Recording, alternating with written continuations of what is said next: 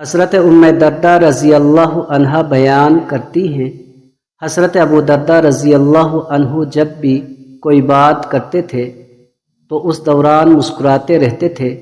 میں نے ان سے کہا، مجھے یہ اندیشہ ہے کہ کہیں لوگ آپ کو احمق قرار نہ دیں، تو انہوں نے فرمایا، نبی اکرم صلی اللہ علیہ وآلہ وسلم جب بھی کوئی بات کرتے تھے تو اس دوران مسکراتے رہتے تھے۔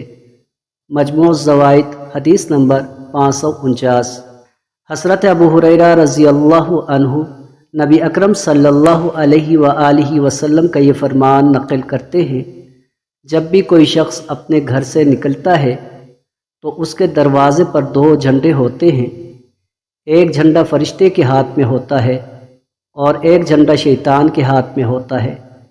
اگر وہ شخص ایسے کام کے لیے نکلتا ہے جسے اللہ تعالیٰ پسند کرتا ہو تو فرشتہ اپنا جھنڈا ساتھ لے کر اس کے پیچھے جاتا ہے، اور وہ شخص جب تک اپنے گھر واپس نہیں آتا اس وقت تک مسلسل فرشتے کے جھنڈے کے نیچے رہتا ہے۔